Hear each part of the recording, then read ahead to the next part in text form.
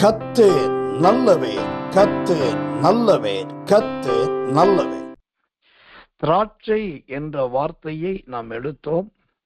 அதிலே இதுவரைக்கும் நேற்றைய தினத்திலே அருமையான ஹேலாக்கெல்லி அம்மா அவர்கள் கொடுத்த செய்தியோடு கூட திராட்சையை குறித்து ஏறத்தாழ ஒரு 20 செய்திகளை நாம் கற்று வந்து விட்டோம்.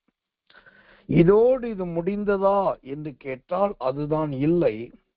திராட்சையை குறித்த ஆராய்ச்சி செய்திகளை இன்னும் தொடருமானால் ஒரு மாதத்துக்கு, குறைந்தது ஒரு மாதம், அதாவது இன்னொரு 30 நாட்களுக்கு நாம் கொடுக்கலாம். அப்போ இன்னும் அவ்வளவு செய்திகளும் தலைப்புகளும் இருக்கிறது. ஒவ்வொரு இரவும் நாம் கொடுக்கிற திராட்சையை குறித்து புது புது தலைப்புகளை பார்த்து மற்ற ஊழியர்களும் தேறின தேவ மனுஷர்களுமே ஆச்சரியப்படுகிறார்கள். இது ஏன் சொல்லுகிறேன் என்று சொன்னால், நமக்கு கொடுக்கப்பட்ட திராட்சையை குறித்து இன்னும் தலையங்கமே முடியல, அதற்குள் மாதம் முடிய போகிறது. அப்போ நாம் எந்த அளவுக்கு இன்னும் கர்த்தருக்குள் நாம் தீவிரிக்க வேண்டும், எந்த அளவுக்கு தேவனுக்குள் இன்னும் நம்மை திடப்படுத்திக் கொள்ள வேண்டும் என்பதை நாம் அறிய வேண்டியவர்களாய் இருக்கிறோம். இந்த கடைசி நாட்களில் ஜனங்களுடைய மோகம் என்பது வேகமாய் போவது, தீவிரமாய் போவது, புதுமையை அடைவது, புதிதாய் காண்பது, இதுதான் இன்றைக்கு நிறைய பேருடைய விருப்பமாய் இருக்கிறது. வாழ்க்கைக்கு எது அவசியம், மறு வாழ்க்கைக்கு எது முக்கியம் என்பது, மறு வாழ்க்கை நமக்கு அடுத்த ஒரு வாழ்க்கை இருக்கிறது. அதை குறித்து வேதம் நமக்கு ஆழமாய் அர்த்தமாய் ஏராளமாய் சொல்லுகிறது. ஆனால் அந்த மறு வாழ்க்கையை குறித்தெல்லாம் இந்த கடைசி காலத்திலே யாரும் யோசிப்பது கிடையாது. அது உண்மையை சொல்லணும்னா, மறு வாழ்க்கையை குறித்து யோசிக்கக்கூடிய அளவுக்கு நம்முடைய ஜனங்களுக்கு இன்னும் பொறுமையும் இல்லை, அதை தெரிந்து கொள்ள வேண்டிய அவசியமும் அவர்களுக்கு ஏற்படவில்லை. ஆனா இந்த வாழ்நாள் தான் வேகமாய் முடிகிறது. பொதுவாகவே மரணம் என்று சொல்லி வந்தாலே நான் கொஞ்சம் ரொம்ப யோசிப்பேன். சிலருடைய மரணம் என்னை வெகுவாய் பாதித்ததுண்டு. அதுல 2 தேவ மனுஷனுடைய மரணம், ஒன்று இந்தியாவிலும் ஒன்று வெளிநாட்டிலும். இந்தியாவிலே மிக பிரபல்யமாய் வல்லமையாய் கர்த்தருடைய ஊழியத்தை செய்து சாதித்தவர் அருமையான தேவனுடைய மனுஷன் டிஜிஎஸ் தினகரன். அவர்தான் விடுதலை பெருவிழாவை அறிமுகப்படுத்தினார். அப்புறம் ஊழிய பயிற்சி முகாம்களை அறிமுகப்படுத்தினார், வல்லமை முகாம்களை அறிமுகப்படுத்தினார். அவர் கல்லூரிகளை குறித்து பல காரியங்களை, ஜனங்களை பேர் சொல்லி அழைத்தல், தெய்வீக சுகமாக்குதல், மேடையில் சாட்சி சொல்ல வைத்தல், பல காரியத்தை இந்த உலகத்துக்கு கற்றுக் கொடுத்தவர் அவர். அவர் மூலமாய் தொடப்பட்டவர்கள், ரட்சிக்கப்பட்டவர்கள் ஆயிரங்கள் கிடையாது, லட்சங்கள். எனக்கு என்ன விளங்கலன்னா, அவ்வளவு வல்லமையான ஒரு மிகப்பெரிய ஸ்தோத்திர நிறுவனத்தை நிறுவின, கர்த்தருடைய ஊழியத்தை நிரூபித்து காண்பித்த அவரே நீண்ட காலம் வாழ முடியல. அவருக்கும் அந்த மரணம் வந்தது. அடுத்தது இன்னொருத்தருடைய மரணம் யாருடைய மரணம் என்னை பாதித்தது என்று சொன்னால், அன்பின் தேவனுடைய ஊழியக்காரர் சோதரம் ரெயின்ஹார்ட் போங்கே. இந்த ரெயின்ஹார்ட் போங்கே மிகப்பெரிய மாபெரும் சக்தி என்று சொல்லலாம். மாபெரும் சக்தி என்று சொன்னால் அது ஒரு சக்தி தான், அதுக்கு விளக்கமே கிடையாது. அவருடைய கூட்டங்களில் கிட்டத்தட்ட 5 லட்சம் பேர் ஒரு நாளைக்கு 5 லட்சம் முதல் 10 லட்சம் மக்கள் கூடுவார்கள். எங்கு பார்த்தாலும் தலைகளை தவிர வேறு ஒன்றுமே தெரியாது. எத்தனை கிலோமீட்டர் தூரத்துக்கு ஜனத்திரள் வந்து கூடும். அவருடைய கூட்டத்திலே மரித்த சடலங்கள் சவப்பெட்டியிலிருந்து எழுந்து நடந்த சரித்திரங்கள் உண்டு. சவப்பெட்டியில கொண்டு வந்த செத்த பிணங்கள் எழுந்து உயிரோடு வந்து மேடையில ஏறி சாட்சி சொன்னதுண்டு. அதே போல் அவரால் தொடப்பட்டு ரட்சிக்கப்பட்ட மக்கள் ஆயிரங்கள், லட்சங்கள் அல்ல, கோடிகளில் உண்டு. ஆனால் எனக்கு என்ன கேள்வி என்று சொன்னால், செத்தவர்களை எத்தனையோ பேரை உயிரோடு எழுப்பினார். ஆப்பிரிக்கா தேசம் முதல் பல தேசங்களையே கர்த்தருக்குள் மாற்றி காண்பித்தார். ஆனா அவரால் கூட இந்த பூமியில உயிரோடு இருக்க முடியல. அந்த குறித்த காலம் வரும்போது அவருடைய மரணத்துக்கு முன்பு ஒரு வாரம், அடுத்த வாரம் மரிக்க போகிறார் என்றால் இந்த வாரம் அவர் மேடையிலேயே சொல்லிவிட்டார், அடுத்த வாரம் நான் கர்த்தருக்குள் மரித்து விடுவேன், அதை குறித்து நான் சந்தோஷப்படுகிறேன், தேவன் எனக்கு சொல்லிவிட்டார் என்று சொல்லி ரொம்ப கலகலப்பாய் சிரித்து கொண்டே சொன்னார். எனக்கு கேள்வி என்னவென்றால், இவ்வளவு வல்லமையான ஊழியம் செய்கிற பல லட்சங்களை, பல நாடுகளையே கர்த்தருக்காக தலைகீழாய் திருப்பின அந்த தேவ மனிதர்களே இந்த பூமியில நிலைக்க முடியல அப்படின்னாக்கா, இன்றைக்கு இந்த கூட்டத்துக்கு வந்திருக்கிற நீங்களும் நானும் எவ்வளவு காலம் நிலைக்க முடியும்? எவ்வளவு காலம் நீடிக்க முடியும்? அதனால தான் சொல்றேன், காலத்தை பிரயோஜனப்படுத்தி கொள்ளுங்கள். இன்றைக்கு மெய்யான சத்தியத்தை சொல்றோம், கர்த்தர் நல்லவன். மெய்யான சத்தியத்தை போதிக்கிற இடங்களுக்கும் மெய்யான வெளிப்பாடுகள் கிடைக்கிற இடங்களுக்கும் ஜனத்திரட்சி மிக குறைவு. மாயையை பின்பற்றி போகிறவர்கள் அதிகம். ஆனால் கர்த்தர் நல்லவன், வாரிக்கொள்ளப்படுவார்கள் என்று வேதத்தில் ஒரு வார்த்தை உண்டு, வாரிக்கொள்ளப்படுவார்கள். அப்படிப்பட்ட வாரிக்கொள்ளப்படுகிற ஒரு காலம் வருவதற்கு முன்பாக நாம் தேவனுடைய வெளிச்சத்துக்குள்ளும் தேவனுடைய சத்தத்துக்குள்ளும் நாம் கடந்து வர வேண்டும்.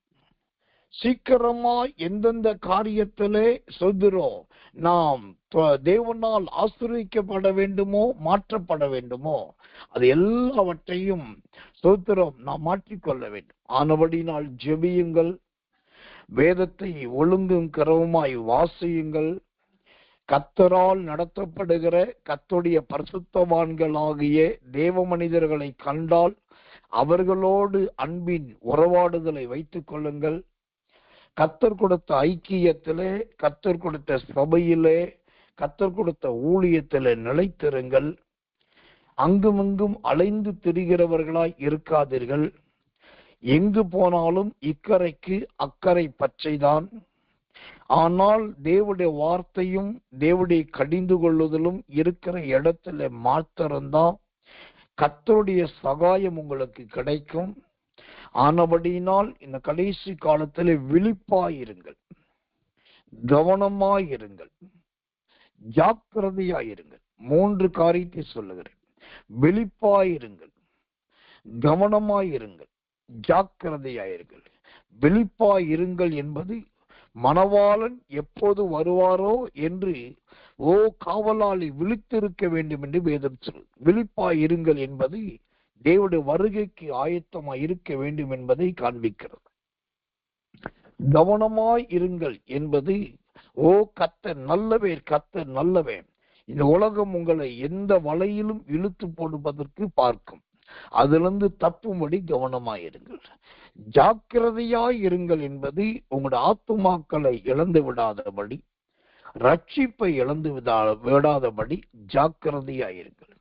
இப்படி இருந்தால் அந்த கிறிஸ்துவின் வருகையிலே நாம் ஆயத்தப்பட முடியும், கிறிஸ்துவின் வருகையிலே எடுத்துக்கொள்ளப்பட முடியும், கிறிஸ்துவோடு கூட ஆளுகை செய்யவும் முடியும். கர்த்தர் நல்லவர், கர்த்தர் நல்லவர், கர்த்தர் நல்லவர். ஆண்டவருடைய நாமத்துக்கு மகிமை உண்டாவதாக. தேவனுடைய செய்திக்கு ஆதாரமாய் பரிசுத்த வேதாகமத்திலிருந்து ஒரு வசனத்தை நான் வாசிக்கிறேன். தேவனுடைய நாமத்துக்கு மகிமை உண்டாவதாக. நாம் இந்த மாதத்திலே தொடர்ந்து சொல்கிறோம், திராட்சையை குறித்த பலவிதமான சத்தியங்களை நாம் கற்று வருகிறோம். அந்த வகையிலே ஆண்டவருடைய கிருபையினால் இன்றைக்கு திராட்சையை குறித்து இன்னொரு சத்தியத்தை கற்றுக்கொள்ள கர்த்தர் நமக்கு உதவி செய்வாராக. வேதத்திலிருந்து ஒரு வசனத்தை வாசிக்கிறேன். மார்க்கு சுவிசேஷத்தின் புஸ்தகம் 15ஆம் அதிகாரம் 23வது வசனம். மார்க்கு 15:23. வெள்ளை போலம் கலந்த திராட்சரசத்தை அவருக்கு குடிக்க கொடுத்தார்கள், அவர் அதை ஏற்றுக்கொள்ளவில்லை.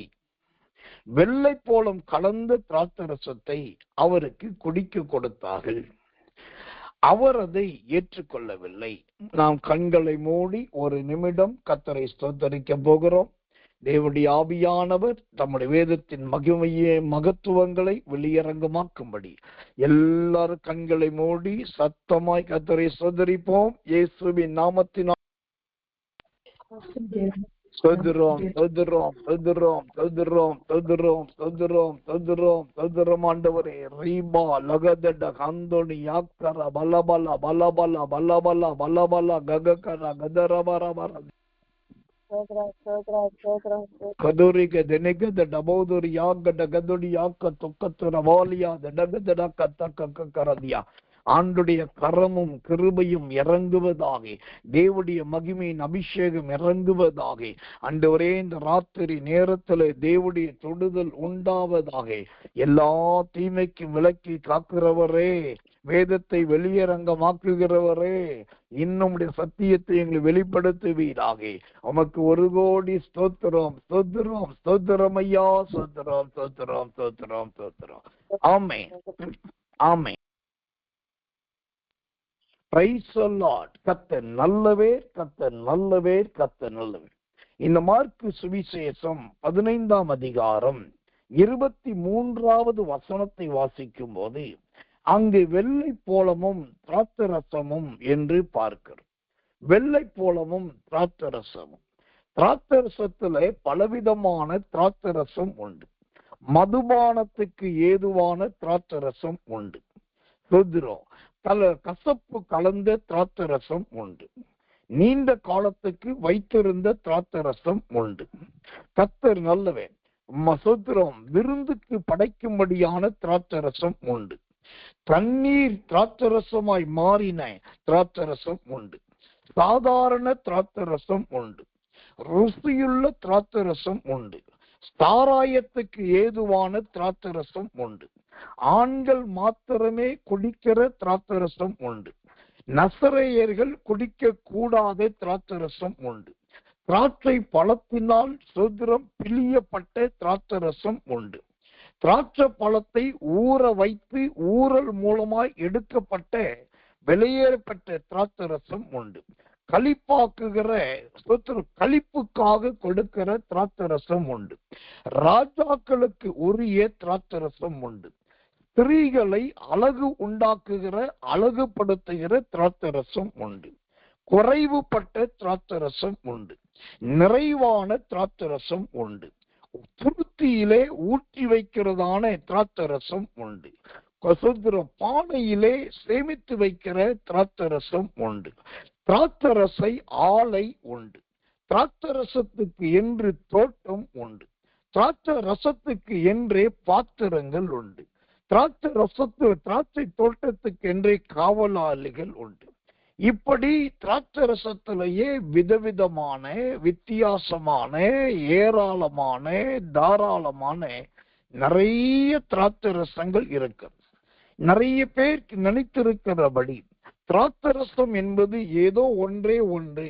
ஒரு தோட்டத்துக்கு போவார்கள், 4 பழத்தை பறிப்பார்கள், அதை நன்றாய் சக்கையாய் பிழிவார்கள், விதையையும் தோலையும் எடுப்பார்கள், அதுதான் திராட்சரசம் என்று நினைக்கிறார்கள்.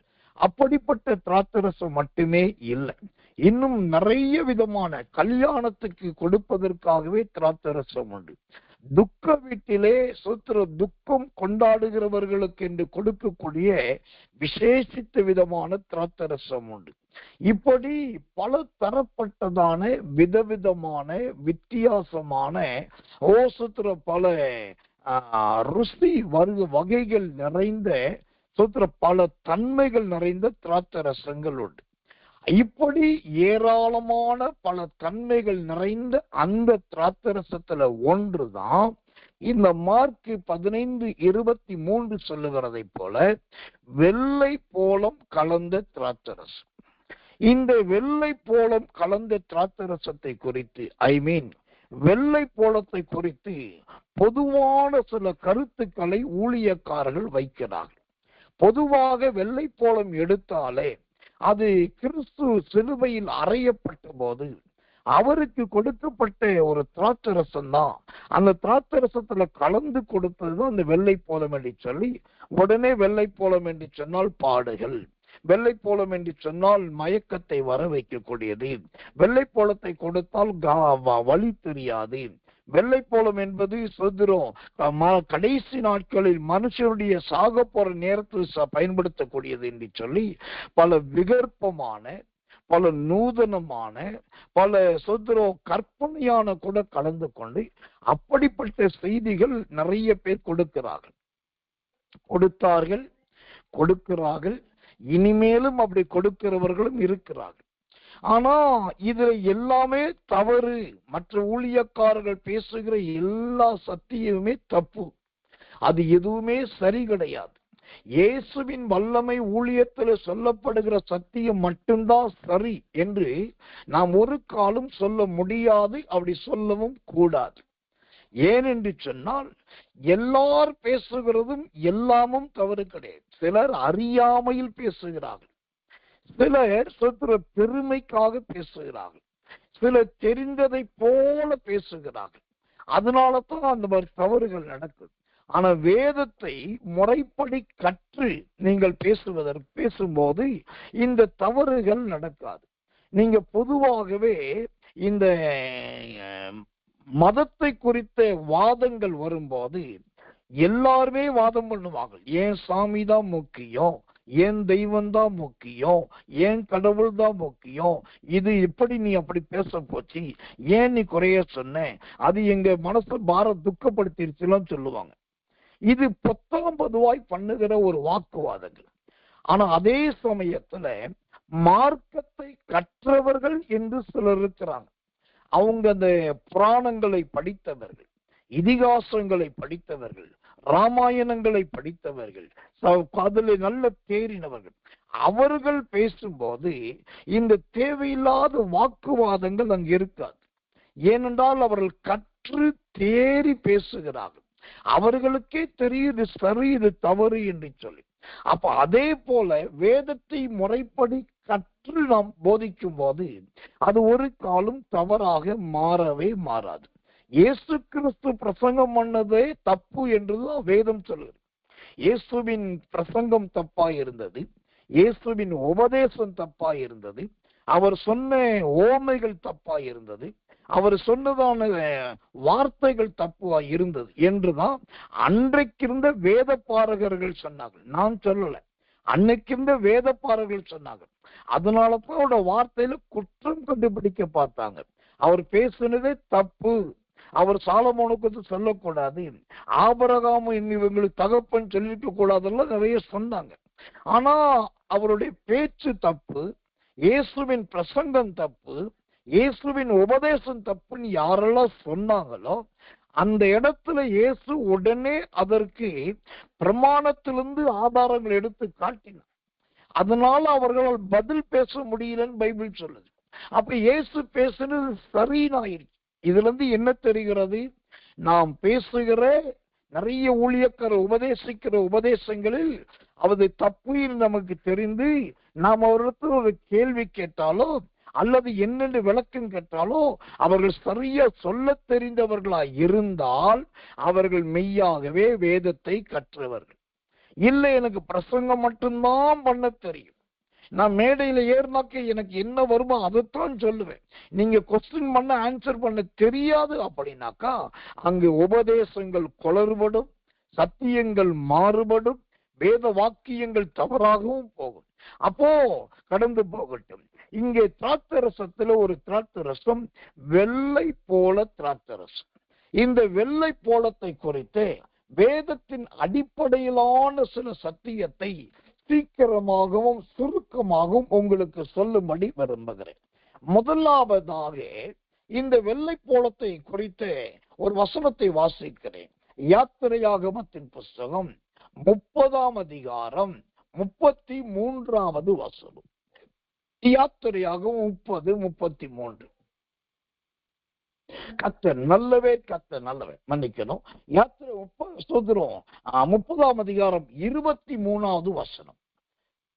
மேன்மையான சுகந்த வர்க்கங்களாகிய சுத்தமான வெள்ளை போலத்தில் பரிசுத்த ஸ்தலத்தின் சேக்கலின்படி 500 சேக்கல் எடையையும், சுகந்த கருவா பட்டையிலே அதில் பாதியாகிய 250 சேக்கல் எடையையும், சுகந்த வசம்பில் 250 சேக்கல் எடையையும். ஆமென். இந்த யாத்திரையாகமும் 30ஆம் அதிகாரம் 23ஆம் வசனத்தை வாசிக்கும் போது இந்த வெள்ளை போலத்துக்கு இந்த ஒரு வசனத்திலேயே 3 அடையாளங்கள் சொல்லப்படுது. வெள்ளை போலம் என்றால் முதலாவது இந்த வசனத்தின்படி 3 அடையாளம். முதல் நம்பர் 1 மேன்மையானது. இரண்டாவது நம்பர் 2 கந்த வர்க்கங்கள் நிறைந்தது. மூன்றாவது நம்பர் 3 சுத்தமானது. இந்த வெள்ளை போலம் என்றால் முதலாவது மேன்மையானது, இரண்டாவது கந்த வர்க்கங்கள் நிறைந்தது, மூன்றாவது சுத்தமானது. இதிலே கர்த்தருடைய நாமத்துக்கு மகிமை உண்டாவதாக. இந்த வெள்ளை போலத்துல முதலாவது பார்க்கிற மேன்மையான. இந்த மேன்மையானது என்றால் என்ன? இந்த மேன்மையானது என்பது எதை காண்பிக்கிறதா இருக்கிறது? அதை குறித்த ஒரு வசனத்தை வாசிக்கிறேன். ஜெபத்தோடு கவனிங்கள். கர்த்தர் நல்லவர், கர்த்தர் நல்லவர். எபிரேயர் புஸ்தகம் 11ஆம் அதிகாரம் 16வது வசனம். எபிரேயர் 11:16. அதை அல்ல, அதிலும் மேன்மையான பரம தேசத்தையே விரும்பினார்கள். ஆகையால் தேவன் அவர்களுடைய தேவன் எண்ணப்பட வெட்கப்படுகிறது இல்லை, அவர்களுக்கு ஒரு நகரத்தை ஆயத்தம் பண்ணினாரே. அல்லேலூயா. இந்த வெள்ளை போலத்துக்கு கொடுக்கப்பட்டிருக்கிற முதல் பெயர் மேன்மையானது. இந்த மேன்மையானது எது என்று கேட்டால் எபிரேயர் 11:16 சொல்லுது, அது பரம தேசம் என்று சொல்லுது. பரம தேசத்துக்கு பேர் தான் மேன்மையானது. இப்போ இந்த வெள்ளை போலம் கலந்த திராட்சரசத்துக்கும் இந்த பரம தேசத்துக்கும் ஏதாவது தொடர்பு இருக்கிறதா என்று சொன்னால் நிறைய சத்தியத்தை பார்க்கலாம். ஒன்று, மதுபான பிரியர்கள் பரம தேசத்தை சுதந்திரிப்பது கிடையாது. திராட்சரசத்தினால் தன்னை தீட்டுப்படுத்தி கொண்டவர்கள் பரம தேசத்தை சுதந்திரிப்பது கிடையாது. ஏன்? மூன்றாவதாக இயேசுவே சொன்னார், நான் இனிமேல் தேவனுடைய ராஜ்யத்தில் சேருகிற வரைக்கும் இந்த திராட்சரசத்தை பானம் பண்ணுவது இல்லை. அப்போ இந்த வெள்ளை போல திராட்சரசம் என்பதே ஒரு பிரித்தெடுக்கப்பட்ட ஒரு வாழ்க்கை. அது ஒரு மேன்மையான வாழ்க்கையாக இருக்கணும். தேவ பிள்ளைகளுடைய வாழ்க்கை எப்பொழுதும் மேம்பட்டதாய் இருக்க வேண்டுமே தவிர அது நலிந்ததாய் குறைவுள்ளதாய் இருக்கக்கூடாது. சில ஊழியத்துல சில ஜனங்களை பார்த்திருக்கேன். என்னன்னாக்கா, அந்த ஊழியத்தில் இருக்கிற ஊழியக்காரர் அல்லது அந்த ஊழியம் அல்லது அந்த குடும்பம் J J J J J J J என்று சொல்லி நன்றாய் வளர்ந்து கிடு கிடு கிடு கிடு என்று வளரும். ஆனா அதே ஊழியத்தில் இருக்கிற ஒரு குடும்பம் இல்லாட்டி ஒரு சகோதரன், அவரும் அந்த ஆரம்ப காலத்தில் இருக்கிறார். ஆனா அவரை பார்த்தால் அவர் அங்கு ஆதியில் எப்படி இருந்தாரோ அந்த தரித்திரியத்திலும் அந்த குறைவிலும் அந்த தாழ்ச்சியிலுமே இருக்கும். இப்போ 2 பேரையும் ஒரு ஏக காலத்திலே கர்த்தர் தேர்ந்தெடுத்து, ஒருவரை தேர்ந்தெடுத்து ஊழியத்துக்கு அழைத்து ஊழியத்தை கொடுத்து அவர் ஊழியம் செய்து இப்ப எங்கோ வானலாவ வளர்ந்தாச்சு. ஆனா அதே இடத்துல ஊழியத்துக்கு அழைக்கப்படாத ஒருவர், ஆனா விசுவாசி, அவர் கர்த்தரை ஆராதிக்கிறார், சபைக்கு வருகிறார், ஆரம்ப காலத்திலிருந்து உண்மை உத்தவமா அதே இடத்துக்கு வருகிறார். ஆனா இருக்கிற நிலைமை இன்னும் அந்த குறைவு, அந்த தரித்திரையோ, அந்த பழைய வஸ்திரங்கள்.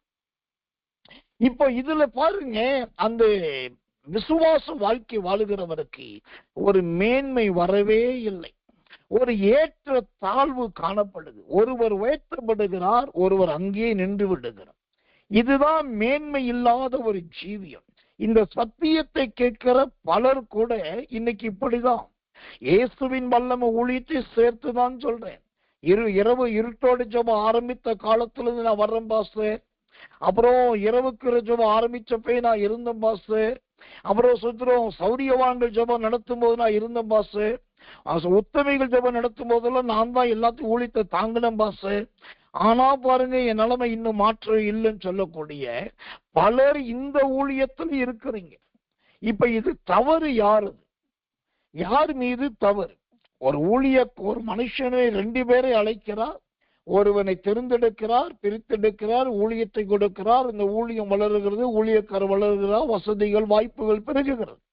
ஆனா அதே ஊழியத்தில் இருக்கிற ஒருவர் அதே நிலைமையில் இருக்கிறார். பழைய வண்டி, பழைய வஸ்திரம், பழைய ஜீவியம், அந்த தரித்திரியத்தில் இருக்கிறார். இது யாருடைய தவறு? ஏன் மேன்மை அடையல? அப்போ தேவன் பட்சபாதம் உள்ளவரா? ஒருவனை மேன்மைப்படுத்தி ஒருவனை சிறுமைப்படுத்துகிறவரா? ஒருவனை உயர்த்தி ஒருவனை தாழ்த்துகிறவரா? இல்லையே. கர்த்தர் நல்லவே.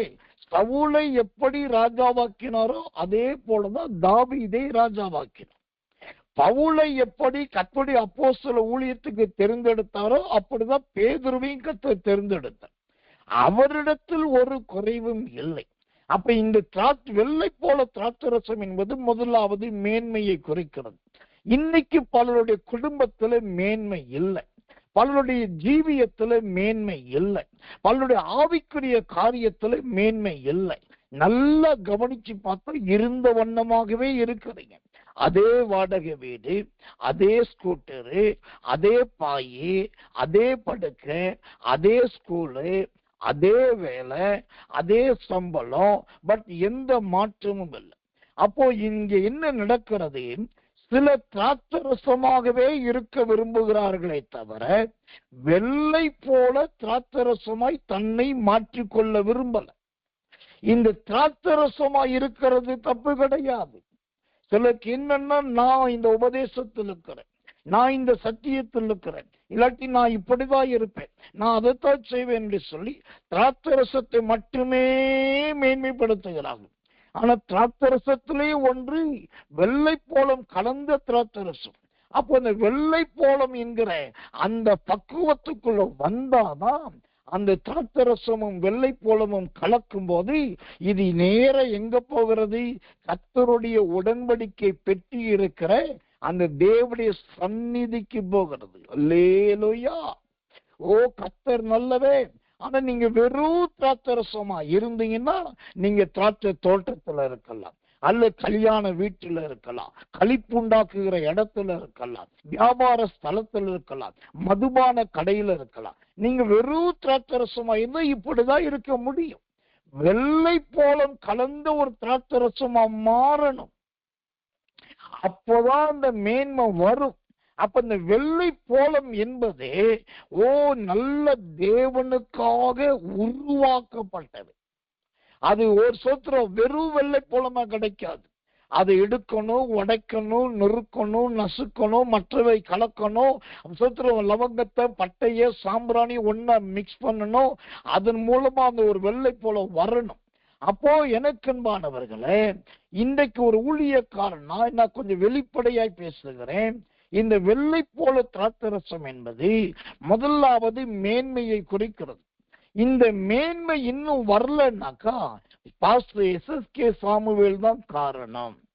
அவரு வளர்ந்துட்டாரு, அவரு ஜேன்னு ஆயிட்டாரு, அவருக்கு ஒரு பிரச்சனை இல்லை, அவர் நல்லா ஆயிட்டாரு, அவருடைய பிள்ளைங்க அப்படி ஆயிட்டாங்க, இப்படி ஆயிட்டாங்க. இதுக்கெல்லாம் காரணம் சோதரம், நான் தைரியமாய் சொல்லுவேன், உங்களைப் போலவே நானும் பாடுள்ள மனுஷன்தான். நானும் தரித்திரியமும் வேதனை உள்ளவன் தான். ஆனா எனக்கு அந்த மேன்மையை கொடுக்கிறார் என்று சொன்னால், நீங்க 1/2 மணி நேரம் ஜெபிக்கிறீர்கள் என்று சொன்னால் நான் 2 மணி நேரம் ஜெபிக்கிறேன். நீங்க ஒரு நாளைக்கு 4 அதிகாரம் பைபிள் படிக்கிறீங்கன்னு சொன்னாக்கா நான் ஒரு நாளைக்கு 15 அதிகாரம் படிக்கிறேன். நீங்க ஒரு நாள் என்னைக்கு ஊழியம் செய்றீங்கன்னாக்கா நான் அதிக நாள் ஊழியம் செய்யறேன். இப்படி என்னால் முடிந்த வரைக்கும் தனித்திருக்கிறேன், விழுந்து கிடக்கிறேன், ஜெபத்தில் இருக்கிறேன், தேவ சமூகத்துல காத்திருக்கிறேன், கர்த்தருடைய வார்த்தையை சொல்லுவது வைராக்கியமா இருக்கிறேன், ஊழியத்துக்காகவே பல காரியத்தை தியாகம் பண்ணுகிறேன். இதனால கர்த்தர் ஒரு மேன்மையை கொடுக்கிறார். அப்போ இந்த ஒரு மேன்மை உங்களுக்கும் வர வேண்டும் என்பது தான் என்னுடைய ஆதங்கம். இதே பிரசங்கத்தான் நான் தலைகீழால பிரட்டி வச்சு பேச முடியும். ஏதோ கர்த்தர் சொல்லுகிறார், இந்த எரேமியா சொல்றோம், கர்த்தர் இந்த யாத்திரையாகமம் கர்த்தர் நல்ல 30ஆம் அதிகாரம் 23ஆம் வசனத்தின்படி கர்த்தருடைய சீக்கிரம் மேன்மைப்படுத்த போகிறார். பானபாத்திரக்காரனை கர்த்தர் மேன்மைப்படுத்தினா, சிறுமைப்பட்ட தேசத்துல யோசேப்பை மேன்மைப்படுத்தினா, அந்த மேன்மை இதோ வருகிறது என்று சொல்லி கர்த்தர் நல்லவர், கர்த்தர் நல்லவர் சொல்றோம், நன்றி அப்படி நான் சொல்லலாம். ஆனால் அந்த விதத்தை நான் சொல்ல விரும்பவில்லை. நான் சொல்ல வருவது சத்தியம். என்ன சத்தியம்? கர்த்தர் நல்லவே. நீங்கள் வெள்ளை போலம் கலந்த ஒரு திராட்சரசமா மாறும். ஏன் மேன்மை வரல என்பதை யோசிக்கணும். அந்த மேன்மை வருவதற்கு நாம் என்ன செய்யணும் என்று சிந்திக்கணும். ஒரு ஊழியக்காரன் வந்துருச்சு, ஒரு விசுவாசிகிட்ட வரலன்னா, எங்க ஐயாவை ஆசீர்வதித்து அப்ப என்னை ஆசீர்வதியும், எங்க ஊழியக்கார ஆசீர்வதித்து என்னை ஆசீர்வதியும், அவன் எங்க ஊழியக்கார குடும்பத்துக்கு அதை தந்து எனக்கு தரும். அதை கேட்பதில் தவறே கிடையாது. ஆனபடியினால் சோத்திர நம்முடைய இயேசுவின் வல்லமை ஊழியத்தை சேர்ந்த தேவ ஜனங்கள் எல்லாருமே தயவு செய்து நல்ல மேன்மை உள்ளவர்களாய் மாற வேண்டும். அந்த மேன்மை இல்லாத அனுபவம் இந்த 2025ஆம் ஆண்டோடு முடியணும். அடுத்த வருடம் வருவதற்கு முன்பாகவே மேன்மைக்கான எல்லா கதவுகள் திறக்கப்பட்டு நீங்கள் உயரமும் உன்னதுமான சீயோன் பர்வதத்தில் உட்கார வைக்கப்பட வேண்டும். அதைத்தான் நான் விரும்புகிறேன். இன்றைக்கு அதிகாலையில நமக்கு போராட்ட ஜெபம் நடந்தது. அப்பொழுது நான் தேவனுடைய வார்த்தையை வைத்து அந்த ஜெபத்தை நடத்த வந்தேன். அப்ப திடீரென்று சொல்லி, இயேசுவின் வல்லமை ஊழியத்தில் உத்தமமாய் பின்பற்றுகிற சிலர் உண்டு. இவர்கள் நன்மையை எதிர்பார்க்கிறவர்கள் கிடையாது, பிரதிபலனை விரும்புகிறவர்கள் கிடையாது, எது கிடைத்தாலும் கிடைக்காட்டாலும் ஊழியத்துக்கு வருகிறவர்கள் சொல்லி அவர்களுக்காக ஜெபிக்கும்படி ஒரு பாரத்தை கர்த்தர் கொடுத்தார். அப்போ இன்னைக்கு காலை அதிகாலை போராட்ட ஜெபத்துல இந்த இரவுக்குற ஜெபத்துக்கு தொடர்ந்து வருகிறவர்களுக்காகவும், அதிகாலை போராட்ட ஜெபத்தில் தொடர்ந்து வருகிறவர்களுக்காகவும் தொடர்ந்து சோத்திரம் அப்படியே ஆசீர்வதித்து ஜெபிக்க ஆரம்பித்தேன். அது ஜெபிக்க ஆவியானுடைய தீர்க்க தரிசனங்கள் மலை திறந்த வெள்ளம் போல இறங்கி வந்தது. கர்த்தர் நல்லவே. தேவனுடைய வார்த்தைகள் மடை திறந்த வெள்ளம் போல வந்தது. தேவனுடைய நாமத்துக்கு மகிமை உண்டதாக. அப்படி அந்த தொடர்ந்து வருகிறவர்களுக்காக ஜெபித்துக் கொண்டிருக்கும் போதே மற்றவர்களை எல்லாரை குறித்த ஒரு பாரம் உண்டாகி அவர்களுக்குள்ள தீர்க்க தரிசனங்கள் சொல்லி கண்ணீரோடும் அழுகையோடும் அவர்களுக்காக ஜெபித்தேன். முடிந்த வரைக்கும் தேம்பி அழுது அவர்களுக்காக ஜெபித்தேன். ஆண்டவரே, என் ஊழியத்தில் இருக்கிற ஜனங்கள் மேன்மை அடையணும், என் ஜனங்களுடைய வாழ்க்கை வெள்ளை போலமா மாறணும், வெறும் திராட்சரசமா இருக்கக்கூடாதுன்னு சொல்லி ஒரு கண்ணீரோடு பாரத்தோடு ஜெபித்தேன். அது முடிகிற வரைக்கும் தேவனுடைய அபிஷேகம் அப்படி இறங்கினது. ஏன் இதை சொல்லுகிறேன் என்று சொன்னால், இந்த வெள்ளை போலம் கலந்த திராட்சரசம் என்பது முதலாவது மேன்மையை குறிக்கிறது. அந்த மேன்மை என்பது அது சோத்திரம் கர்த்தர் நல்லவர், கர்த்தர் நல்லவர். இந்த எபிரேயர் 11ஆம் அதிகாரம் 16ஆம் வசனம் சொல்கிறபடி அது மேன்மை என்பது பரம தேசத்தை குறிக்கிறது. நீங்க நினைக்கிற மாதிரி அடுத்த மாசமே அமெரிக்காவுல கொண்டு போய் கர்த்தர் வைப்பார், இந்த மாச கடைசியில ஆஸ்திரேலியாவுக்கு நீங்க போயிருவீங்க, இதெல்லாம் ஒரு மேன்மை கிடையாது. இங்க வெள்ளை போல கலந்த திராட்சரசம் என்கிற மேன்மை அது பரம தேசத்தை குறிக்கிறது. இது நிமித்தம் நம்ம என்ன அறிந்து கொள்ள வேண்டும்? நம்மளோட வாஞ்சை பரம தேசத்தை நோக்கினதா இருக்க வேண்டும்.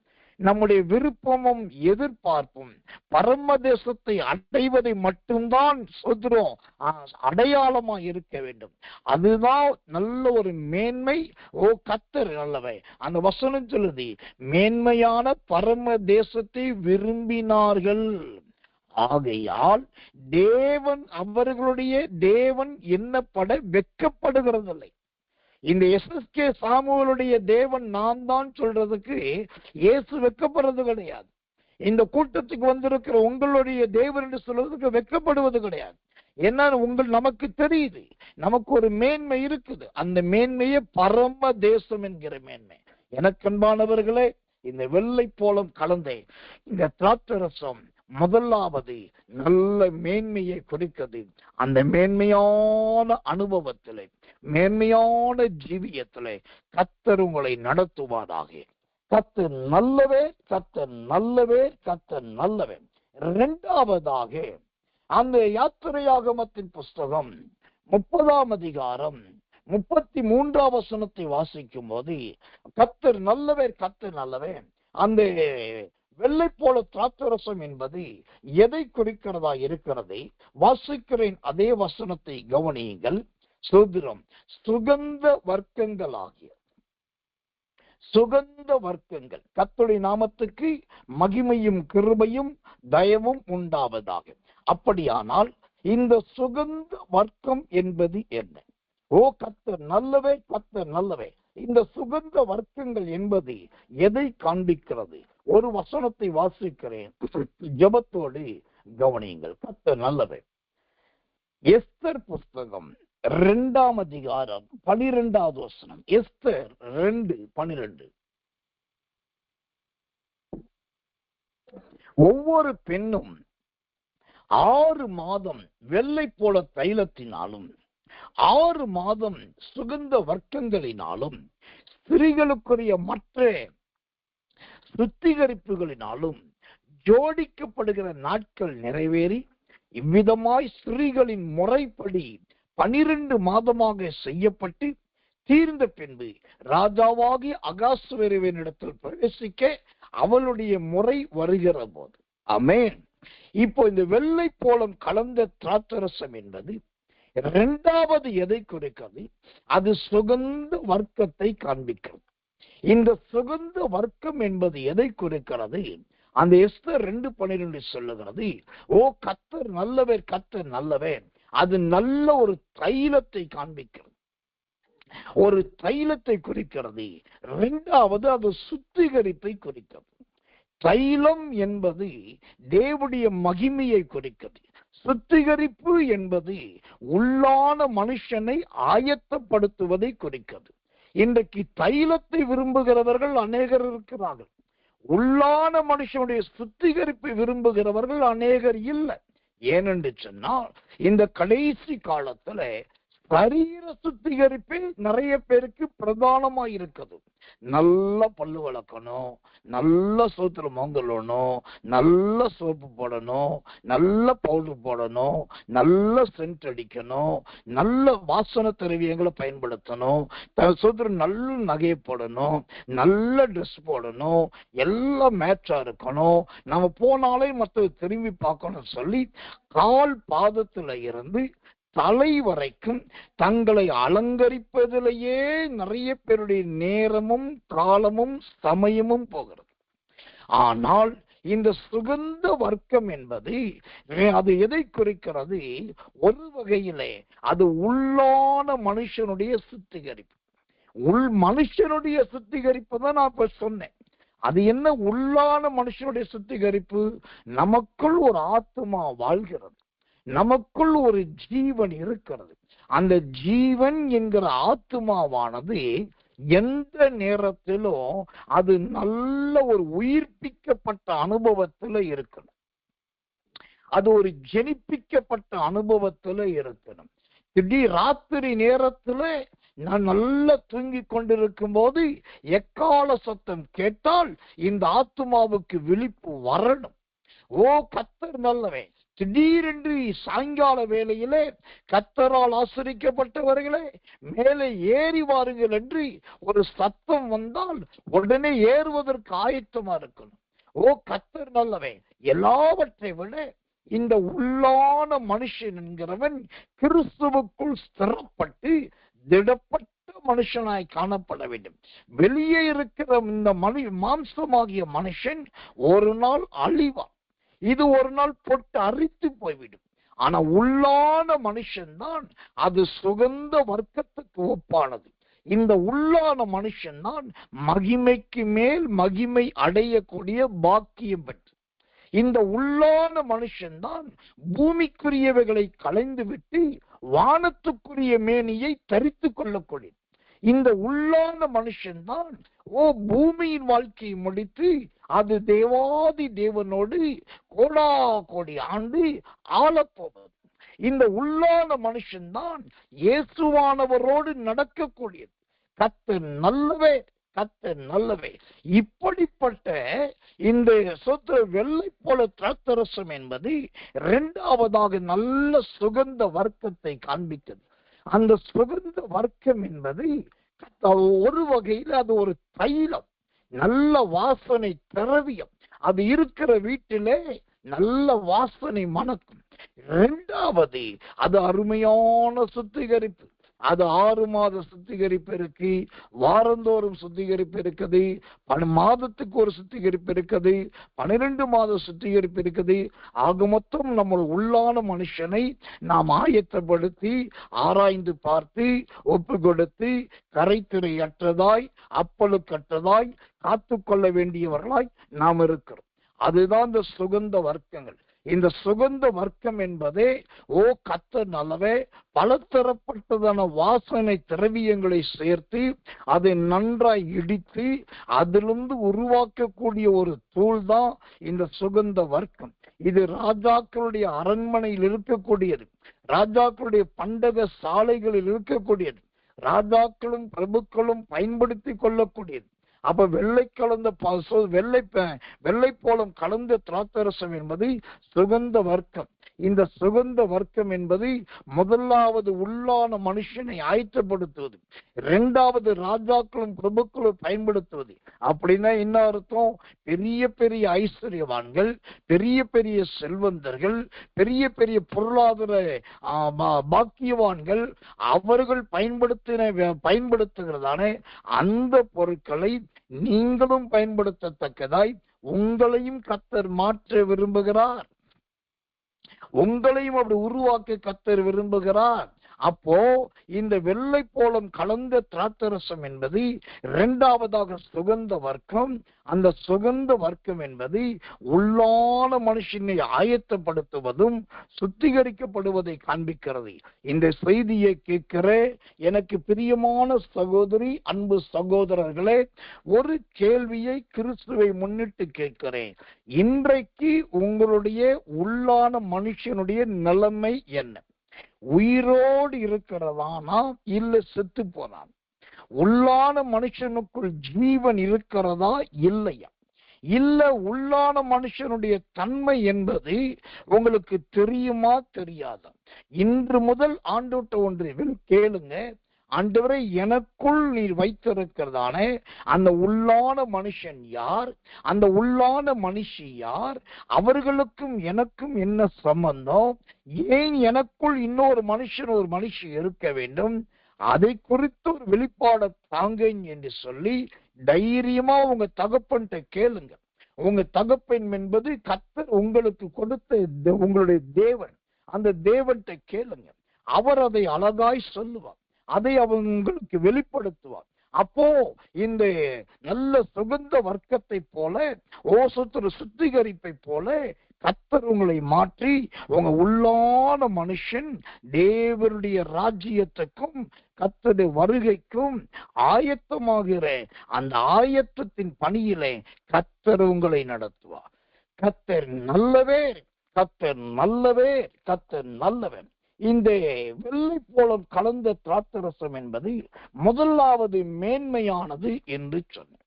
இரண்டாவது சுகந்த வர்க்கங்கள் என்று சொன்னேன். மூன்றாவதாக இந்த வெள்ளை போலம் கலந்த திராட்சரசம் எதை குறிக்கிறது? அதே யாத்திரையாகமம் அதே 30ஆம் அதிகாரம் அதே 23ஆம் வசனம் சொல்லுவது சுத்தமானது. கர்த்தர் நல்லவே, கர்த்தர் நல்லவே, கர்த்தர் நல்லவே. ஆம், இது சுத்தத்தை காண்பிக்கிறதா இருக்கிறது. கர்த்தர் நல்லவே, சுத்தமான. அப்ப சுத்தமானது என்றால் என்ன? இந்த சுத்தமானது என்பது எதை காண்பிக்கிறதா இருக்கிறது? சுத்தமானதை குறித்த ஒரு கிருபையுள்ள வசனத்தை வாசிக்கிற ஜெபத்தோடு கவனிங்க. மத்தேயு சுவிசேஷத்தின் புஸ்தகம் 8ஆம் அதிகாரம் 3வது வசனம். மத்தேயு 8:3. இயேசு தமது கையை நீட்டி அவனை தொட்டு, எனக்கு சித்தம் உண்டு, சுத்தமாகு என்றார். உடனே அவன் குஷ்டரோகம் நீங்கி அவன் சுத்தமானான். திரும்ப வாசிக்கிறேன். மத்தேயு 8:3. இயேசு தமது கையை நீட்டி அவனை தொட்டு, எனக்கு சித்தம் உண்டு, சுத்தமாகு என்றார். உடனே அவன் குஷ்டரோகம் நீங்கி அவன் சுத்தமானான். ஆமென்.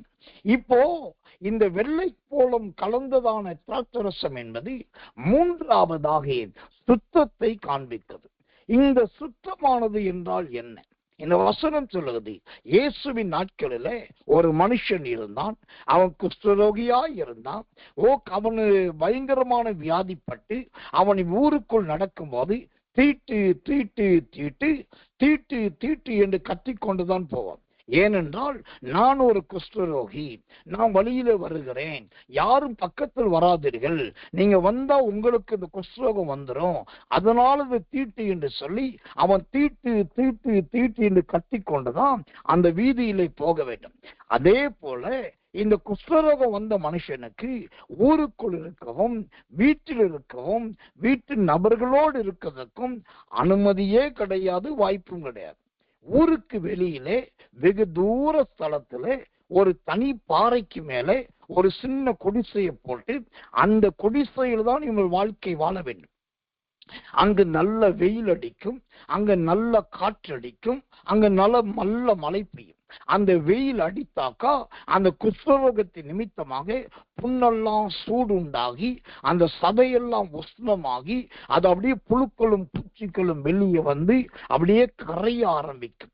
அதே போல 2வது காற்று அடிக்கும். நல்ல காற்றடித்தாக்கா ஏற்கனவே புழுக்கள் வந்து காயத்தோடு இருக்கிற அவனுக்கு அந்த காற்று நல்ல ஒரு இதமானதா இருக்கும்.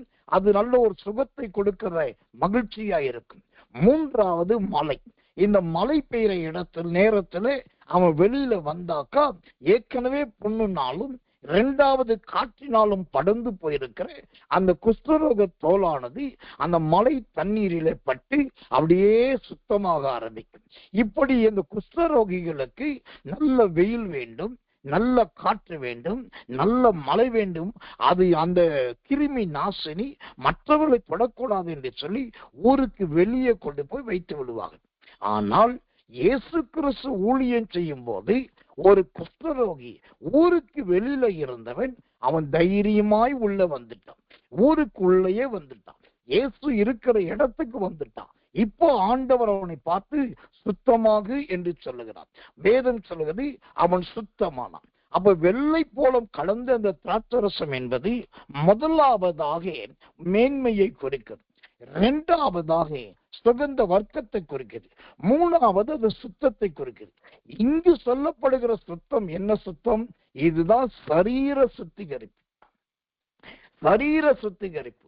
ஒரு விசுவாசி எப்படி இருக்கணும்? நல்ல சரீர சுத்திகரிப்போடு இருக்கணும். ஒரு ஊழியக்காரர் எப்படி இருக்கணும்?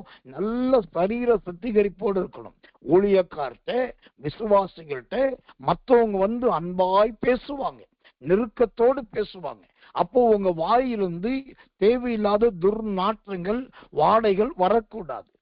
கர்த்தர் நல்லவன், நீங்கள் கர்த்தருடைய பிள்ளைகள் என்று உங்களை நெருங்கி வந்து சில அன்பு பாராட்டுவாங்க. அப்போ உங்க வஸ்திரமும் உங்கள் உடையும் நல்ல ஒரு சுத்தமாய் இருக்க வேண்டும். உங்க சரீரம் ஒரு அழுக்கடைந்து அது மாசுபட்டு கருத்து போய் சுத்திரம் உங்களை பார்ப்பதற்கு விகற்பமாய் கேவலமாய் ஒரு தேவனுடைய சரீரமும் இருக்கவே கூடாது. வெயில் என்கிறதான நீதியின் சூரியனுக்குள் நீங்கள் உங்களை சுத்திகரிக்க வேண்டும். காற்று என்கிறதான தேவனுடைய வார்த்தையினால் உங்களை சுத்திகரிக்க வேண்டும். மழை என்கிறதான பரிசுத்த ஆவியினால் உங்களை சுத்திகரித்துக் கொள்ள வேண்டும். இப்படி கர்த்தர் நல்லவர், கர்த்தர் நல்லவர். இந்த 3 விதமான சுத்திகரிப்பு வந்தா உங்க சரீரம் நல்ல சுத்தமானதா இருக்கும். 2 ராஜாக்கள் புஸ்தகம் 5ஆம் அதிகாரம் 14வது வசனத்தை வாசித்தால் அவங்க மிகப்பெரிய ஒரு போர்ப்படை தளபதியை பார்க்கிறோம். அந்த போர்ப்படை தளபதியுடைய பேர் நாகமான்.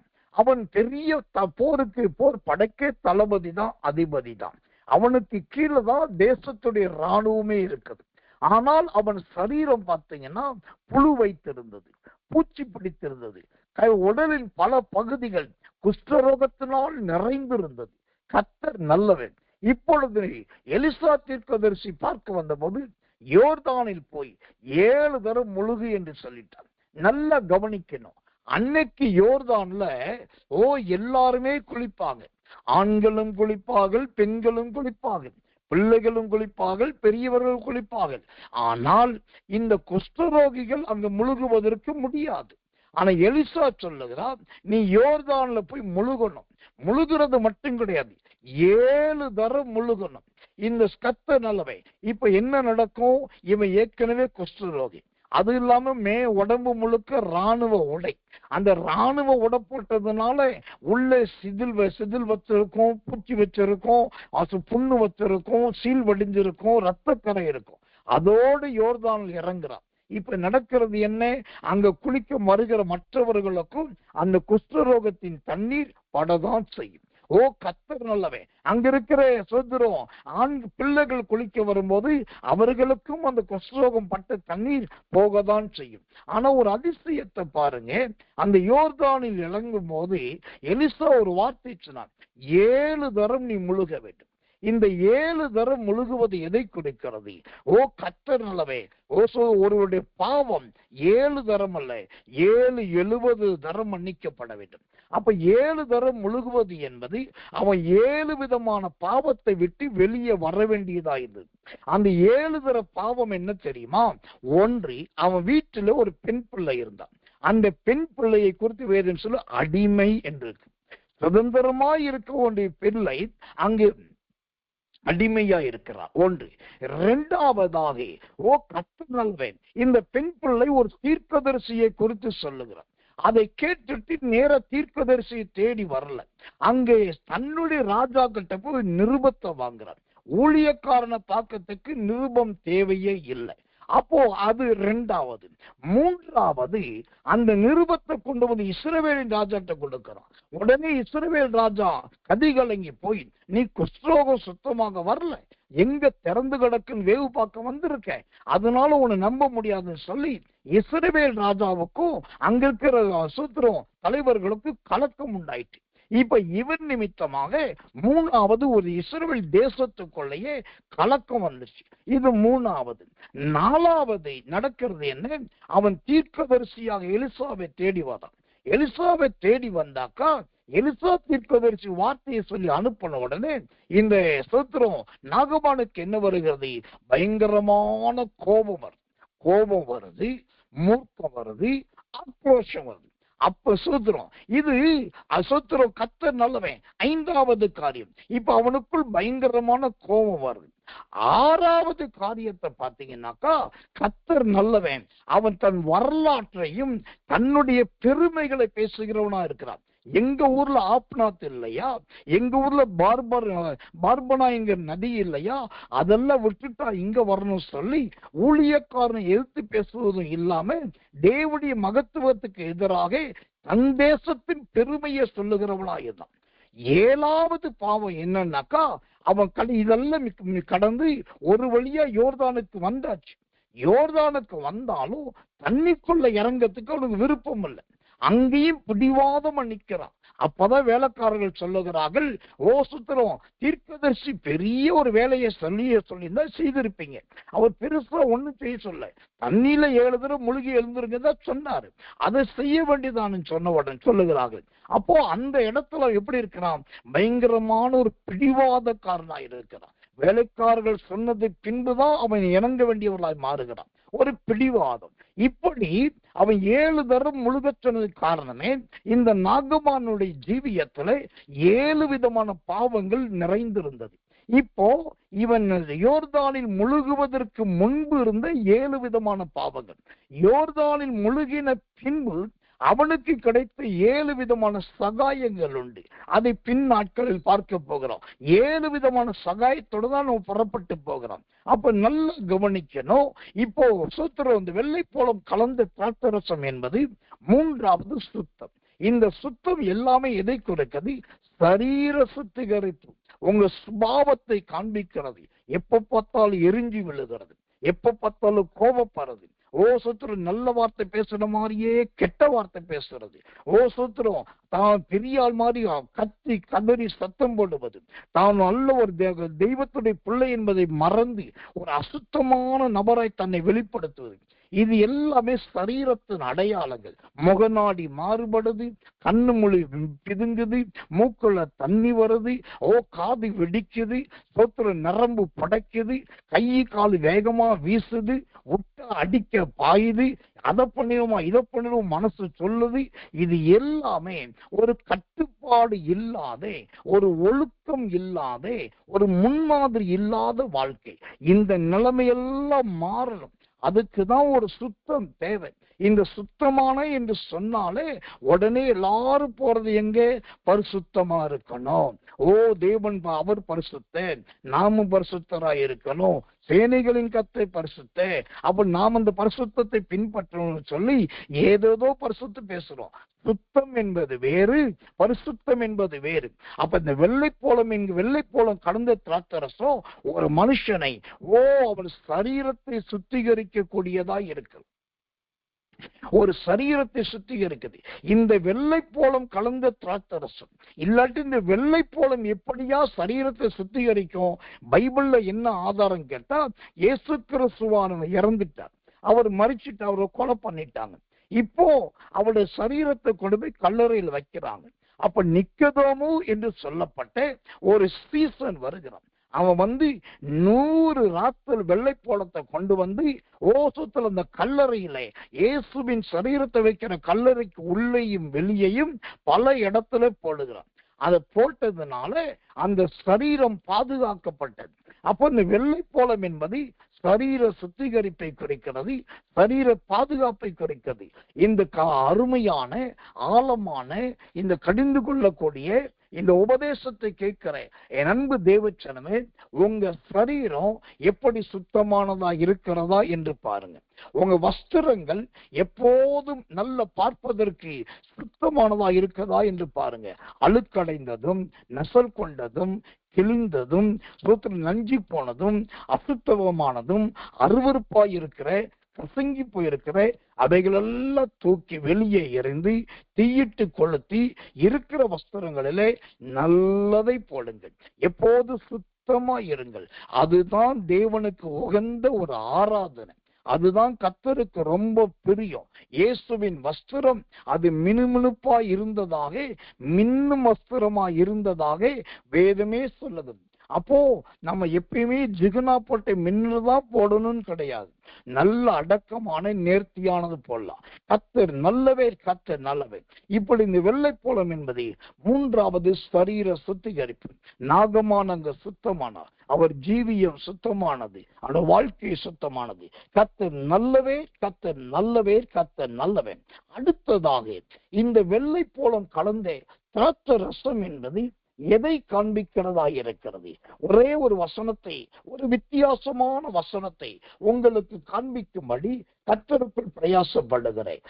கர்த்தர் நல்லவர், கர்த்தர் நல்லவர். எஸ்தர் புஸ்தகம் 2ஆம் அதிகாரம் 12வது வசனம். எஸ்தர் 2:12 வாசிக்கிறேன், கவனியுங்கள். ஒவ்வொரு பெண்ணும் 6 மாதம் வெள்ளை போல தைலத்தினாலும் 6 மாதம் சுகந்த வர்க்கங்களினாலும் ஸ்திரீகளுக்குரிய மற்ற சுத்திகரிப்பினாலும் ஜோடிக்கப்பட்டிருக்கிற நாட்கள் நிறைவேறி. அல்லேலூயா. இந்த வெள்ளை போலம் கலந்த திராட்சரசம் என்பது அல்லது வெள்ளை போலம் என்பது 3வது எதை காண்பிக்கிறதா இருக்கிறது? நல்ல ஜோடிக்கப்படுகிற அருமையான ஒரு வாழ்க்கையை காண்பிக்கிறது. ஜோடிக்கப்பட்ட அருமையான ஜீவியம். தேவனுடைய நாமத்துக்கு மகிமையும் கிருபையும் தயவும் உண்டாவதாக. இந்த ஜோடிக்கப்பட்ட வாழ்க்கை எதை காண்பிக்கிறது? இந்த ஜோடிக்கப்பட்ட ஜீவியம் எதை நமக்கு விவரிக்கிறதா இருக்குது? அதே எஸ்தர் புஸ்தகம் 2ஆம் அதிகாரம் 13ஆம் வசனத்தை வாசிக்கிறேன். இப்படி ஜோடிக்கப்பட்ட பெண் ராஜாவினிடத்தில் பிரவேசிப்பார். கன்னிமாடத்திலிருந்து தன்னோடு கூட ராஜ அரண்மனைக்கு போக அவள் தனக்கு வேண்டும் என்று கேட்பவை எல்லாம் அவளுக்கு கொடுக்கப்படும். அல்லேலூயா. இந்த வெள்ளை போல திராட்சரசம், இந்த வெள்ளை போலம் என்பது 4ஆவதாக எதை காண்பிக்கிறது? ஒரு பெண், ஒரு ஸ்திரீ தன்னை ஜோடிக்கிறதை காண்பிக்கிறது.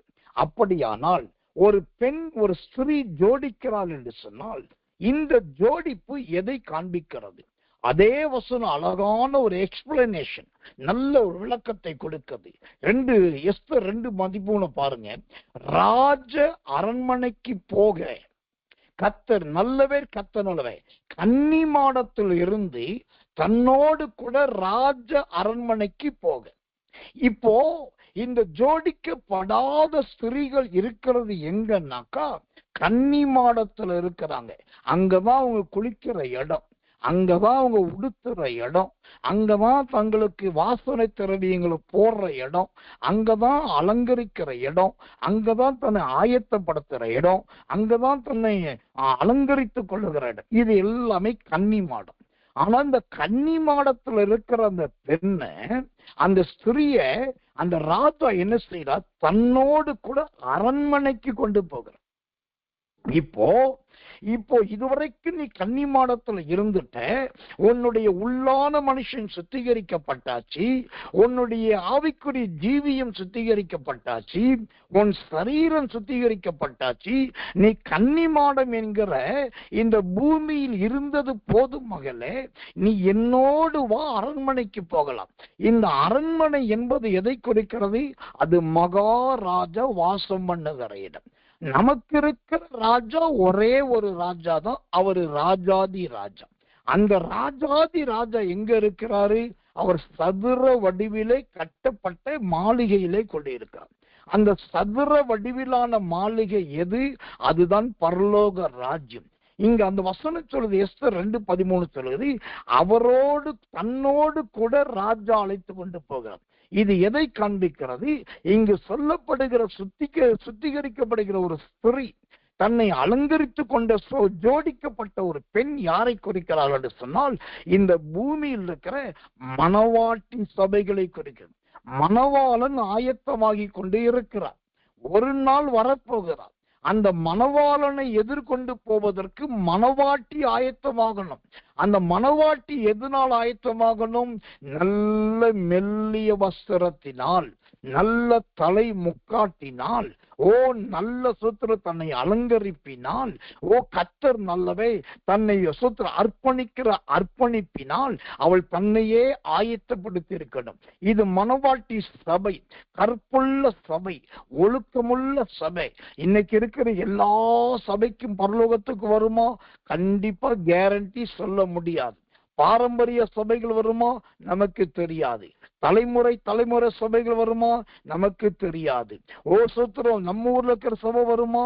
நமக்கு தெரியாது. அப்ப எந்த சபைதாயா பரலோகத்துக்கு வரும் அப்படின்னா, கர்த்தர் நல்லவே எந்த சூழலை வந்தாலும் இருபுறமும் கருக்குள்ள பட்டயமாகவே இருந்து, தீமை வரும்போது தீமையை வெட்டி, அருவருப்பு வரும்போது அருவருப்பை அறுத்து, சுத்தமானது மட்டும் தன்னில் வைத்துக் கொண்டு தானும் அலங்கரிக்கப்பட்டு தன்னை தேடி வருகிற ஜனங்களையும் சத்தியத்தினாலே, உபதேசத்தினாலே, வேதத்தினாலே, இயேசு கிறிஸ்துவின் இரத்தத்தினாலே, மகிமையின் கிருபையினாலே எப்படி அந்த ஊழியக்காரன் அந்த சபை ஜனங்களை அலங்கரிக்குதோ அந்த அலங்கரிப்புக்கு ஏற்றபடிதான் அது மணவாட்டி சபையா இல்லையா என்று சொல்ல முடியும். இன்றைக்கு கட்டட அலங்காரங்கள் ஏராளமாய் இருக்கிறது. இன்றைக்கு நசோத்திரம் பொருள் அலங்காரங்கள் ஏராளமாய் இருக்கிறது. இன்றைக்கு ஜனங்களுடைய அலங்காரங்கள் ஏராளம் இருக்கிறது. விதவிதமான அலங்காரங்களோடு சபைகள் இருக்குது. இந்த அலங்காரங்கள் எல்லாமே தேவனுடைய ராஜ்யத்தை சுதந்திரிக்காது. சுத்திர ஒரு மணவாட்டி போல. மணவாட்டி என்று சொன்னாலே முதலாவது அவள் முதிர்ச்சி அடைய வேணும். ஒரு இளம் சாதாரண பெண் அவள் வயதுக்கு வந்தவளாக அடுத்து ஒரு முதிர்ச்சி அடையணும். அது எதை குறைக்கிறது? அற்ப விசுவாசியா இருக்கிற ஒருவர் வேதத்திலும் கிருபையிலும் தேறினவர்களாக மாறணும். மணவாட்டி என்கிறவள் இரண்டாவது நாணம் உள்ளவளா இருக்க வேண்டும். எந்த காரியத்திலும் வெட்கப்படுகிறவளும் ஒரு நாணம் உள்ளவளாய். இந்த நாணம் என்பது என்ன? அக்கிரமங்கள் வரும்போது, அநியாயங்கள் வரும்போது, லௌகீகங்கள் உலகம் உள்ள வரும்போது அதை பார்த்து வெட்கப்படுகிற அனுபவம் ஒரு மணவாட்டி சபைக்கு இருக்கணும். மூன்றாவதாக ஒரு மணவாட்டி என்பது யார்? அவள் நல்ல மெல்லிய வஸ்திரம் தரித்தவளா இருக்க வேண்டும். சங்கீதங்களின் புஸ்தகம் 45 சங்கீதம் 10, 11, 12 வாசித்து பார்த்தால் அங்கு சீயோன் குமாரத்தி அலங்கரிக்கப்பட்டவளால் அழைத்துக் கொண்டு வரப்படுகிறாள். வெள்ளி அவளுக்கு காணிக்கையாய் கொடுக்கப்படும். அவளுடைய தோழிகளும் அவளுக்கு பின்னாக வருவார்கள். அப்போ ஒரு மணவாட்டி சபையானது மூன்றாவதாக நல்ல ஒரு மெல்லிய வஸ்திரம் தரித்த ஒரு அழகான ஒரு மாடத்து பெண்ணை போல காணப்படுது. இந்த மெல்லிய வஸ்திரம் என்பது என்ன? எப்போதுமே கர்த்தருடைய மகிமையினால் நிறைந்திருப்பது. ராத்திரி நேரமானாலும் ஒரு ஜெப சத்தம் இருக்கணும். பகல் நேரமானாலும் தேவனை குறித்த பக்தி இருக்கணும். எப்போதும் கர்த்தரும் கர்த்தருடைய காரியத்திலும் ஈடுபட்டு இருப்பதுதான் அந்த நல்ல மெல்லிய வஸ்திரம். நான்காவதாக ஒரு மணவாட்டியானவள் எப்படி இருக்க வேண்டும்? எந்த நேரத்திலாகிலும் மணவாளன் வந்து கதவை தட்டும் போது கதவை திறக்கிறவளாய் இருக்க வேண்டும். உறங்கி கொண்டு இருக்கிறவளாய் அல்ல, சோம்பேறித்தனம் உள்ளவளாய் இருக்கிறவள் அல்ல, மெய்மறந்து போனவளாய் இருக்கிறவள் அல்ல. எந்த நேரத்திலும் மணவாளனுடைய சத்தத்தை கேட்கிறதுக்கு ஆயத்தமாய் இருக்கணும். அந்த கதவு தட்டுகிறது எதை குறிக்கிறது? சீக்கிரம் தேவனுடைய எக்கால சத்தம் பூமியிலே துணிக்க போகிறது. எனக்காக ஆயத்தம் பண்ணப்பட்டவர்களே, மகிமைக்குள் பிரவேசிக்க வாருங்கள் என்கிறதானே ஒரு உன்னதமான எக்கால சத்தம். அந்த சத்தத்தை கேட்கறதுக்கு ஒரு சபை ஆயத்தமா இருக்கணும். அந்த சபை மக்கள் ஆயத்தமா இருக்கணும். அந்த ஊழியக்காரர் ஆயத்தமா இருக்கணும். அதை விட்டுட்டு தேவையில்லாத இசை ஒளி சத்தம், சோத்திர பாடல்களின் சத்தம், சோத்திர ஆடல் பாடலின் சத்தம், உலகத்தின் சத்தம், நையாண்டி சோத்திர சத்தம், இதெல்லாம் விட்டுட்டு தேவ சத்தம் கேட்கிறவர்கள் இருக்கணும். அப்படி இருந்தாதான் இந்த ஜோடிப்பு என்கிறதானே 4வது அனுபவம் வரும். இந்த சூத்திர வெள்ளை போலம் 4வது ஜோடிக்கப்படுகிற அனுபவம். அந்த ஜோடிப்பு என்பது நல்ல அலங்கரிப்பை கொடுக்கிறது. அந்த அலங்கரிப்பு என்பது மணவாட்டி சபை தன்னை ஆயத்தப்படுத்துவதை குறிக்கிறது. அந்த மணவாட்டி சபை ஆயத்தப்படுவதற்கு 4 காரியங்களை உங்களுக்கு சொன்னேன். இது இப்படி நாம் மாறும்போது மெய்யாகவே நீங்களோ நானோ அல்லது நாமோ ஒருபோதும் கைவிடப்பட்டு போவது இல்லை. ஒரு நாளும் தேவனால் தள்ளப்பட்டு போவதும் இல்லை. அந்த தேவனால் நாம் எடுத்துக்கொள்ளப்படுவோம். கன்னிமாடத்திலிருந்து அரண்மனைக்கு தன்னோடு அழைத்து போவதற்கு அந்த ராஜா ஆயத்தம். ஆனால் ஸ்திரியே, நீ ஆயத்தமா? எஸ்தரே, நீ ஆயத்தமா? உன்னுடைய சுதந்திர அலங்கரிப்பு முடிந்ததா? சுத்திகரிப்பின் நாட்கள் நிறைவேறினதா? இதோ ராஜாவின் நடந்து வருகிற சத்தம் கேட்கிறது. அவரோடு கரம் பிடித்து போவதற்கு ஆயத்தமா என்பதை கவனியுங்கள். அப்பொழுது இந்த வெள்ளை போலத்தின் அபிஷேகம் நிறைவேறினது என்கிற சத்தம் உங்களுக்கு உண்டாகும். இதுதான் அந்த வெள்ளை போல திராட்சரசத்தின் அனுபவம். கடைசியா சொல்லி முடிக்கிறேன். வெறும் திராட்சரசமாய் இருக்காதீங்க, வெள்ளை போல திராட்சரசமாய் மாறுங்கள். கண்களை மூடி ஒப்பு கொடுத்து, ஆண்டவரே, இந்த வெள்ளை போல திராட்சரசத்தை குறித்து எங்களுக்கு சொல்லிக் கொடுங்க. நல்ல அடிப்படை ஆதார சத்தியங்களுக்காக 1 கோடி ஸ்தோத்திரம். எங்களையும் அப்படி மாற்றும் என்று எல்லாரும் ஒப்பு கொடுத்து கர்த்தரை ஸ்தோத்திரிப்போம். இயேசுவின் நாமத்தினாலே சோதரம் சோதரம் சோதரம் ஐயா ரீகா டகதட கந்தனி அக்கர பல பல பல பல பல பல பல பல பரகத டகத நகதகத நம ரபோதரியா கடகதர பர ரீமனதன கதனே கதட கதன கதட ககுரகத நகக கர பல பல பல பல இயேசுவே மேக்கு ஸ்தோத்திரம் கர்த்தாவே மேக்கு ஸ்தோத்திரம் ராஜா மேக்கு ஸ்தோத்திரம் பெரியவரே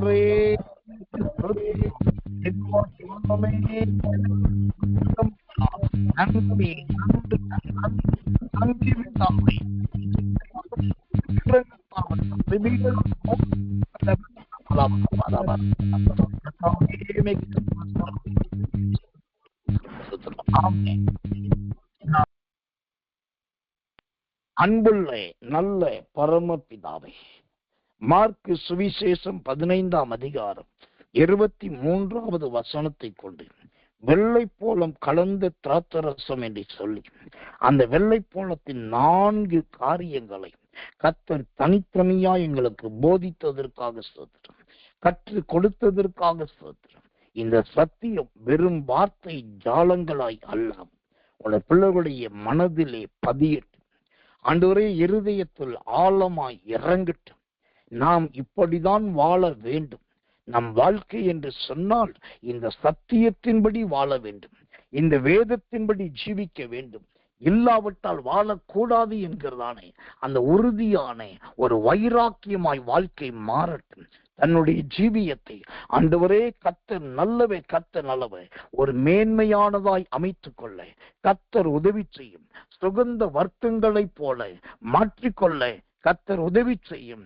ஆண்டவரே சுத்தமானதாய் தன்னை நிரூபித்து காண்பிக்க உதவி செய்யும். ஜோடிக்கப்பட்ட மனவாட்டி சபையாய் தன்னை ஆண்டவரே ராஜ்யத்துக்கு ஆயத்தப்படுத்த உதவி செய்யும். இரவில் நல்ல தாரும். நாளைக்கு வாரத்தின் 1ஆம் நாள் ஆண்டவரே, மாதத்தின் கடைசி ஞாயிற்றுக்கிழமை ஐயா, உலகம் முழுவதும் நடக்கிற எல்லா பரிசுத்தவான்கள் சபைகளை ஆசீர்வதியும், ஆராதனைகளை ஆசீர்வதியும். இந்த சபை அந்த சபை, இந்த ஐக்கியம் அந்த ஐக்கியம் அல்ல, அந்த எல்லா ஊழியக்காரர்களையும் எடுத்து சபைகளிலே அக்கினியும் வல்லமையுமாய் பயன்படுத்தும்.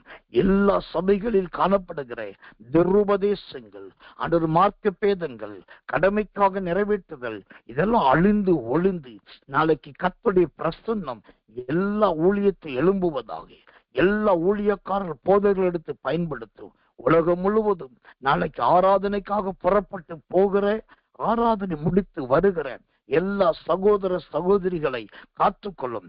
மோட்டார் சைக்கிள் நடந்து, ரயில், பஸ், பிளைட் என்று சொல்லி பலதரப்பட்ட பிரயாணம் பண்ணுகிற எல்லா பிரயாணங்களை வாய்க்க செய்யும். நாளைக்கு காலை ஆராதனைக்கு இன்றைக்கு இரவே விழித்திருந்து ஜெபித்து தன்னை சுத்திகரித்து ஆராதனைக்கு போகும்போது ஒரு ஜோடிக்கப்பட்ட மனவாட்டியாக, ஜோடிக்கப்பட்ட ஒரு மனவாளனாய் செல்ல உதவி செய்யும். ஒரு ஆலயங்களும் பூட்டி இருக்கக்கூடாது, ஒரு ஆராதனை ஸ்தலங்களும் ஆராதனை நடத்தாமல் இருக்கக்கூடாது. ஆண்டவரே, எல்லா இடங்களும் திறக்கப்பட்டு தேவனுடைய நாமம் உயர்த்தப்படுவதாக ஆசீர்வதியும். இரவில் உடைப்பில் நல்ல திரைத்தாரும். அதிகாலை போராட்ட ஜெபத்துல கலந்து கொண்டு ஆராதித்து நாங்கள் மகிழ எங்களுக்கு தயவு செய்யும். இயேசுவின் ரத்தம் செய்யும். இயேசுவின் நாமத்தில் ஜெபிக்கிறோம் நல்ல பிதாவே. ஆமென், ஆமென், ஆமென்.